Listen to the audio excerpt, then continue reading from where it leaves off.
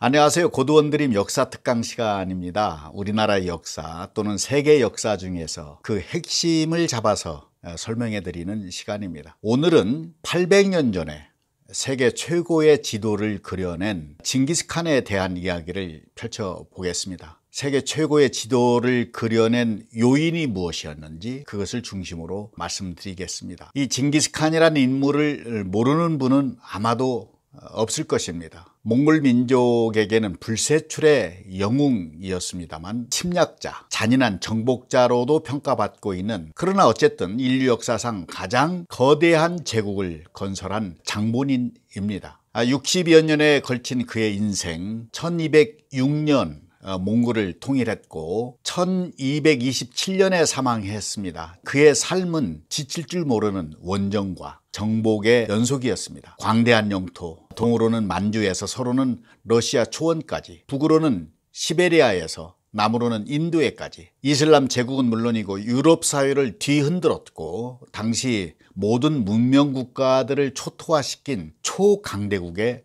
주인이었습니다. 도대체 무엇이 있었기에 이런 초강대국이 될 수 있었을까요? 무엇 때문에, 무엇 덕분에 800년 전에 세계 최고의 지도를 그려낼 수 있었을까? 그 동인이 과연 무엇이었을까요? 첫 번째는 말이었습니다. 말은 이 속도를 의미합니다. 당시 가장 빠른 수단이 말이었습니다. 로마 군대의 하루 정복 속도가 20에서 30km 정도였습니다. 임진왜란 때 왜군이 부산에 침략해서 한양으로 간 진군 속도가 하루에 30km였습니다. 이 이야기는 싸우지 않고 걸어갔다는 뜻입니다. 싸우지 않고 점령했다는 뜻입니다. 그냥 척척척척 걸어갔을 뿐입니다. 싸움 없이 그냥 지나갔을 때 최대 속도가 30km입니다. 그런데 말은 어때요? 그 10배입니다. 하루에 300km를 달릴 수 있습니다. 여러 말을 한 병사가 갈아타면서 달리는 것입니다. 초원에서 걷는 사람과 말 타는 사람 중에 싸우면 누가 이기겠습니까? 말 타면 무조건 이기게 되어 있습니다. 최고의 속도, 이것이 첫 번째 대제국을 이루게 된 요인이었습니다. 두 번째는 휘어진 칼입니다. 휘어진 칼. 자, 말을 타고 달리는데 칼싸움을 하는 게 아닙니다. 휘어진 칼을 들고 그냥 달리는 겁니다. 혹시 기회가 되면 몽골이라는 제목의 영화를 한번 보시기 바랍니다. 이 영화의 한 장면을 좀 잘라서 보여드릴까 합니다. 이걸 보면 휘어진 칼의 위력을 느낄 수가 있습니다. 영상으로 보면 정말 기가 막히게 그려놨거든요. 이 몽골 병사들이 양쪽에 휘어진 칼을 두 개 들고 달리는 겁니다. 한번 보시죠.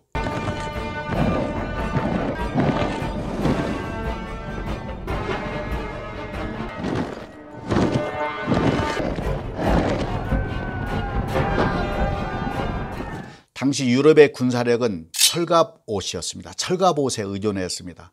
왕이나 이 장수들은 110kg, 125kg의 철갑옷으로 무장했습니다. 그것이 자랑이었습니다. 루마니아에 펠리시 궁전이라는 곳이 있습니다. 그곳에 가면 그 유물이 남아 있습니다. 125kg의 철갑을 두른 왕의 유물이 남아 있습니다. 모든 것이 철로 되어 있습니다.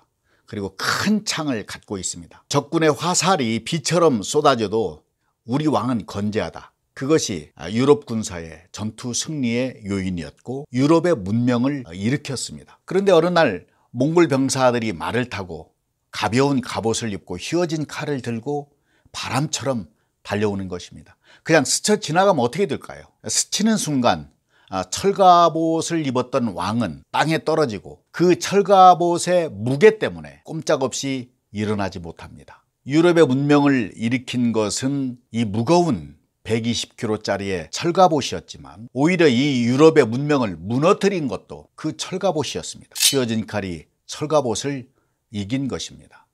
세 번째는 몽골 기병입니다. 당시 몽골군은 100% 기병이었습니다. 모두가 말을 탔습니다.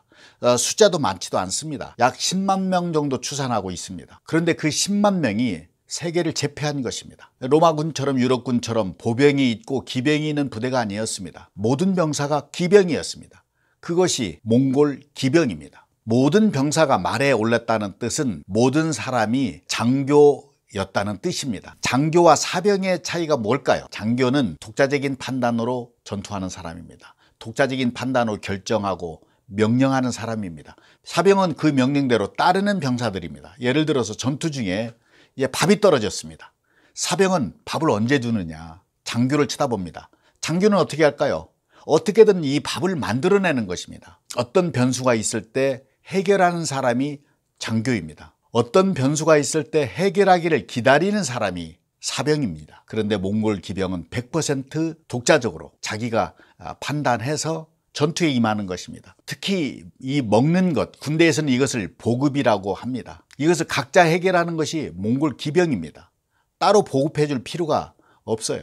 군에 다녀온 분들은 잘 아시겠습니다만 전투에서 가장 중요한 것이 이 보급입니다. 이 보급망이 끊기면 어떻게 됩니까? 나폴레옹 군대도 러시아 침공 때 이 보급망이 끊겨서 패퇴했습니다. 몽골병은 보급망이 끊어질 염려가 없습니다. 각자 해결하는 것입니다. 그래서 여러분이 잘 아시는 대로 몽골에 이렇게 샤브샤브라고 하죠. 철밥통 하나 말 한 장에 싣고 아무 데서나 말린 고기를 끓여서 먹고 싸웠습니다. 말, 휘어진 칼, 몽골 기병, 여기에 마지막 하나가 더 있습니다. 그것은 징기스칸이라는 존재입니다. 징기스칸이라는 이름의 리더입니다. 징기스칸이라는 인물이 없었으면, 그런 리더십이 없었으면 아마도 세계 최고의 지도를 그려내지 못했을 것입니다. 제가 오늘 특강에서 징기스칸의 이 드라마틱한 일생에 대한 것은 생략하겠습니다. 그 하이라이트 한 대목만 말씀드리겠습니다. 1206년에 징기스칸이 몽골을 천하통일하고 칸에 올랐습니다. 그 전에 마지막으로 몽골 초월을 제패했던 마지막 전투가 있었습니다. 그 얘기를 좀 하려고 합니다. 그 마지막 전투에서 승리함으로써 태무진 한 개인이 징기스칸이라는 제왕으로 등극한 것입니다. 그 마지막 전투는 자무카라는 이름의 어린 시절의 절친입니다.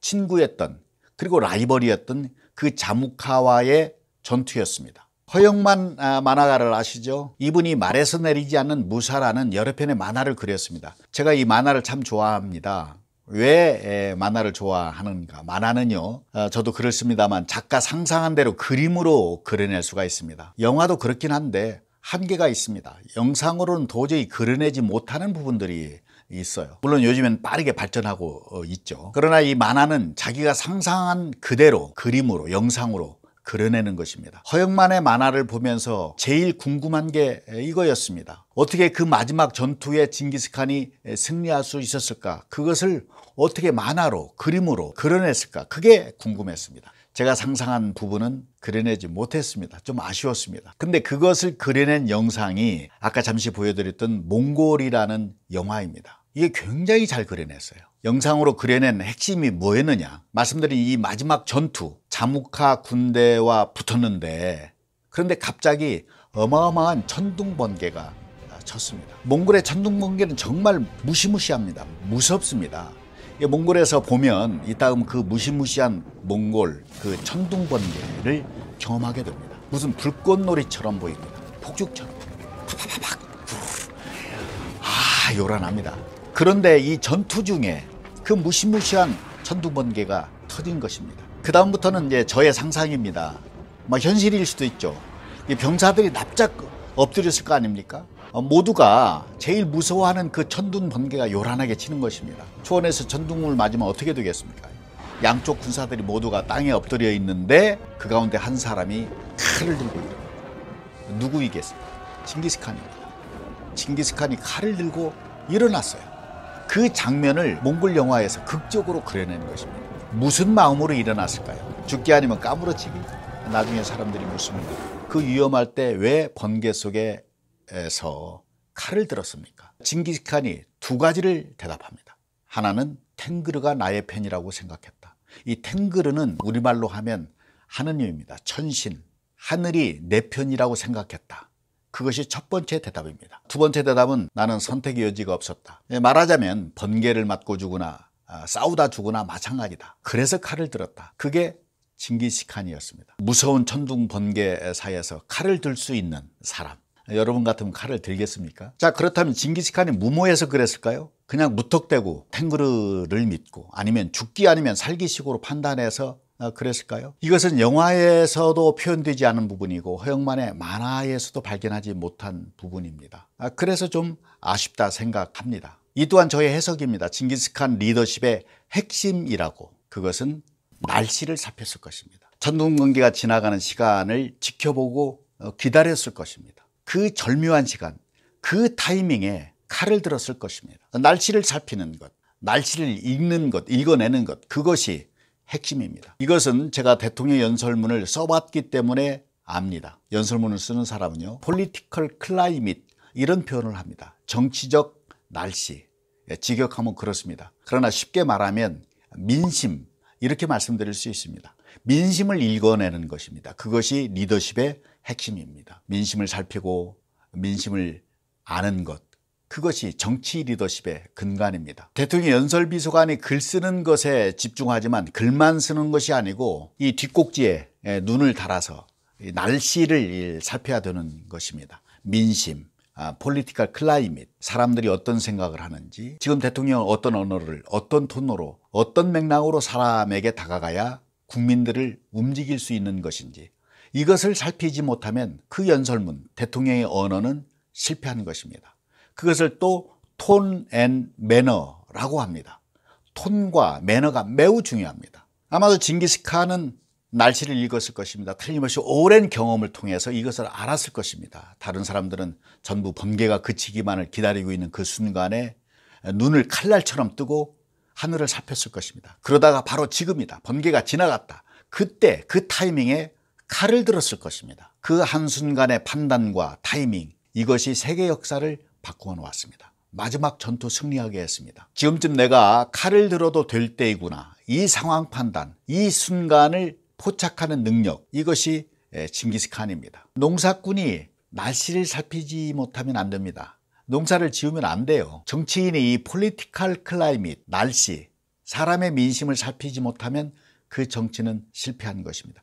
비즈니스도 마찬가지입니다. 소비자들의 심리를 읽지 못하면 아무리 좋은 상품을 만들어도 그 비즈니스는 실패하는 것입니다. 800년 전 세계 최고의 지도를 그려냈던 징기스칸. 제가 첫 번째 동인이 뭐라고 그랬습니까? 말, 두 번째는 휘어진 칼, 세 번째는 몽골 기병, 그리고 마지막 네 번째는 리더십. 그 리더십의 핵심이 날씨를 살피는 것. 자, 그러면 지금의 몽골은 어떻습니까? 아쉽게도 과거의 역사가 됐습니다. 흘러간 역사로 끝났습니다. 이 영상을 찍고 있는 지금 이 시간은 사실은 제가 늘 몽골에 와 있던 시간입니다. 2003년에 몽골에서 말 타기를 시작해서 매년 한 해도 거르지 않고 몽골에 갔습니다. 그때마다 발견하는 몽골의 몇 가지 아쉬운 점이 있었습니다. 우리에게 주는 교훈입니다. 중요한 것 몇 가지를 잃었습니다. 첫째, 아쉽게도 인구를 잃었습니다. 지금 300만 인구입니다. 지금 이 인구로는 어렵습니다. 경제 인구가 되지 못합니다. 우리는 어떻습니까? 우리도 인구를 잃어가고 있습니다. 인구를 잃으면 아무리 땅덩어리가 커도 세계 지도를 그려내지 못합니다. 두 번째, 역사를 잃었습니다. 특히 이 유목민의 역사는 유물과 유적이 매우 적습니다. 그렇지 않아도 유물과 유적이 적은데 기록물조차 사라졌습니다. 아시다시피 러시아, 중국의 지배를 받는 상태에서 역사 기록물을 완전히 뽑아버렸어요. 기록으로 남아있는 문서들이 없습니다. 비사 몇 개가 남아있을 뿐입니다. 자, 우리의 역사는 어떻게 되어 있습니까? 우리도 불안합니다. 한국의 역사를 잘 지키고 있습니까? 우리도 고대사를 잃었습니다. 단군 신화라고 말합니다. 아닙니다. 우리 역사입니다. 그리고 그 역사 이전에 더 많은 우리 민족의 고대 역사가 있었습니다. 4대 문명 이전에 이미 홍산 문화가 있었습니다. 그곳에서 근래에 유물이 쏟아져 나오고 있습니다. 역사는요, 작은 흔적, 문자 하나를 갖고 상상에 들어가는 것입니다. 어떤 작은 흔적만 보고도, 글자 하나를 보고도 상상력을 가지고 역사를 조합해 가는 것입니다. 역사를 찾아내는 것입니다. 몽골이 바로 그 역사를 잃은 것입니다. 우리도 고대사를 잃었습니다. 이것을 되찾아야 됩니다. 세 번째, 몽골이 잃은 것이 문자입니다. 문자를 잃었습니다. 몽골 문자, 아주 아름다운 문자입니다. 몽골 헨티 아이막, 징기스칸 출생지입니다. 빈데르 섬이라는 곳이 있습니다. 제가 20년 동안 찾아가는 곳인데 그곳에 있는 징기스칸 즉위 기념비에 가면 그 아름다운 고대 몽골의 문자를 보게 됩니다. 옛날 청나라 문자와 비슷합니다. 회화 같기도 하고 상형 문자 같기도 하고 글씨체로도 아름답습니다. 그런데 그 아름다운 문자를 잃어버리고 이제는 러시아어를 빌려서 문자를 표기하고 있습니다. 자, 우리는 어떻습니까? 세종대왕에게 정말 감사드려야 합니다. 그런데 지금도 SNS의 험한 글, 결이 나쁜 문자로 우리 언어를 잃어가고 있습니다. 보통 문제가 아닙니다. 마지막 네 번째로 몽골이 잃은 것이 광대한 영토입니다. 영토를 잃었습니다. 그 광대한 영토를 잃으면서 인구도, 역사도, 문자도 함께 잃었습니다. 그렇다면 지금 우리는 어떻습니까?